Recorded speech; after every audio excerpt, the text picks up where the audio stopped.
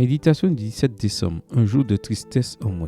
Rejetez donc toute méchanceté et toute fraude, l'hypocrisie, l'envie et toute médisance. Désirez comme des enfants nouveau-nés le lait non frelaté de la parole, afin que par lui vous croissiez pour le salut, si vous avez goûté que le Seigneur est bon. 1 Pierre 2, verset 1 à 3. Ce ne sera sûrement plus le cas quand tu liras cette méditation, mais aujourd'hui, je me sens triste. J'ai vu et lu des nouvelles sur une église qui m'est chère et qui a été vilipendée. Et je ne me suis pas senti mal à cause de ce que le show médiatique a transmis. Après tout, c'est le journalisme de show qui dit aujourd'hui quelque chose et demain le contraire. Je me suis senti triste à cause des commentaires de nos membres sur les réseaux sociaux. Je ne parle pas de ceux qui sont prudents et qui croient que tout ira bien. Je les encourage à rester constants, car l'histoire de ce monde a une fin très claire. Je parle de ceux qui, volontairement ou non, se laissent porter par la calomnie. J'affirme qu'il faut être plus sobre dans nos propos, car ils nous définissent en tant que croyants. Et ce n'est pas moi qui le dis, c'est Jacques. Si quelqu'un pense être religieux sans tenir sa langue en bride,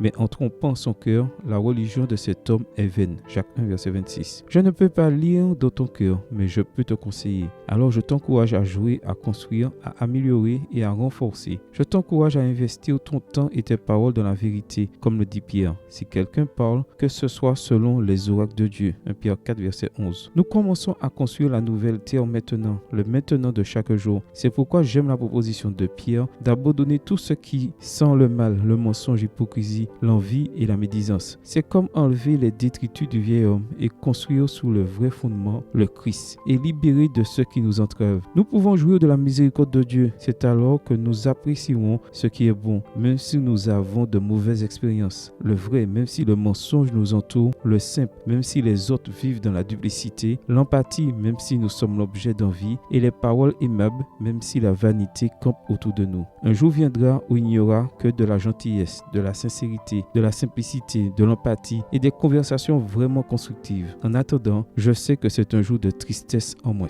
Amen. Bonne journée à toi et que le Seigneur te bénisse.